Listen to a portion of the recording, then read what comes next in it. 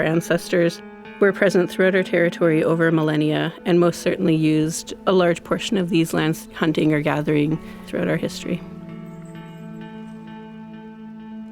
In 2016, Comox members voted to approve the Comox First Nation Land Code. The Land Code allows Comox to exercise partial self-government by removing 1/3 of the Indian Act and the control and management by the federal government over our reserve lands. Being self-governing allows us to create our own zoning and development laws and the comprehensive community plan. It allows your Comox First Nation leadership and staff, together with input from membership, the authority to develop our own laws and policies related to the management and protection of our reserve lands. It allows us essentially to control our own destiny and regain control of our future without government interference.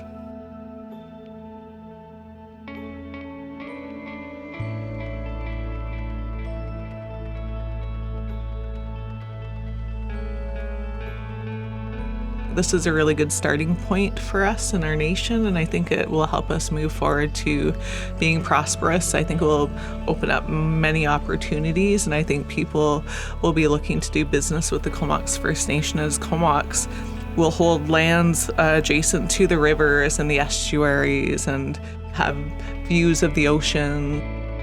When we start talking about the traditional significance of the treaty settlement lands, the biggest thing that comes to mind for me is the fact that we're reasserting our jurisdiction, our authority, our governance and management of the lands and the resources within our traditional territory.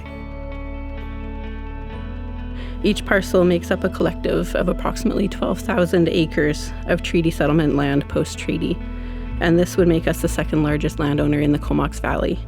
And with a good portion of these lands having water and sewer servicing opportunities, it will allow for future development and real tangible opportunities for our nation.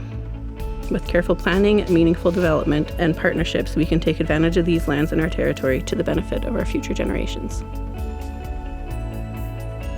Very few of our members have actually been to our Sayward Reserve. There's no access unless you hike in or through a canoe or a boat access. I've had the opportunity twice to go there, and it's just amazing, and I'd really like to see a lot more of our members visiting and having that connection to that place. There's lots of parks land. There's land set aside for our community. The community ultimately decides on what we want to do as we move forward with the treaty settlement lands. Live the way we used to, which was prosperous, and we were very hardworking people with many fish weirs, many villages, many people processing food, hunting, gathering, and we're always very active. And of course, in the Comox Valley, it's just always been a wonderful place to live. There's lots of positive things about the TSL lands, for sure. If Comox membership should approve a treaty through a successful ratification process, there will be a span of approximately 2 years before a treaty would become effective. While it may not be all developed at once, with so much land to consider in this treaty package, there is real opportunity here to participate in the economy, to expand our footprint within our territory, and develop lands as Comox would like to see things develop, to control our destiny and follow our vision to prosper now and set up our future generations for success. There's just so many benefits to having treaty settlement lands. It gets us back to managing the resources, managing the lands. That will give us pride, and that will give us something to work with. We're going to set it up in a way that Comox is able to be unique and not just another new subdivision, but something that's beautiful, something that reflects the Comox people. And within those lands, you're able to assert your Aboriginal rights and title, and you're able to go and hunt or fish or pick berries or harvest greens or those types of things that we're not going to be trespassing on the lands that currently aren't ours right now. I think there's a great opportunity, and I think it's just the beginnings of wonderful things to come. District Lot 7 is a very special parcel. First thing that you will notice is the beautiful wetland feature. It really is an incredible place, almost a magical place.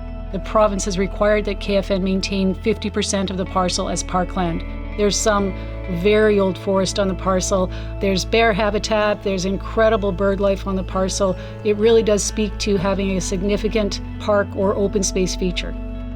It's a parcel that has a lot of opportunities attached to it. One of the plans that we've been working on is to do an elders or senior care facility in the front corner of the parcel and then feather out into residential development that's similar to the size of parcel that you would see in the other parts of Union Bay.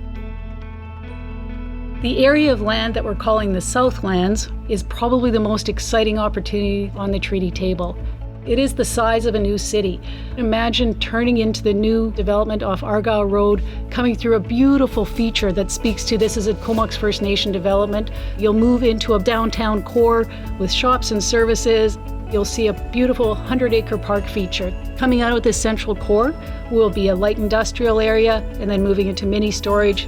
Closer to the Inland Island Highway will be pods of development with different residential densities. Eventually, it will become a place where you can live, work, and play all within the boundaries of the Southlands. I've been a land use planner for a long time, and I am so excited about the possibilities that are popping up out of this map.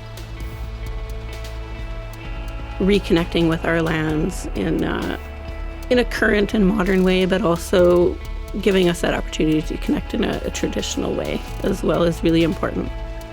I'm really passionate about the land and the connection to the land. And the land is everything to an Indigenous community. It's where we get our laws and our culture. It's a really exciting time for the Comox First Nation. When you reflect back upon my parents' generation and their parents' generation, there just wasn't the opportunities available to them. Today, moving forward, I'm excited about the opportunities that are available to our youth and generations forward. For well over 150 plus years, we didn't have the opportunity to access lands or hold lands. And with this process now, we're finally able to have that opportunity to do that.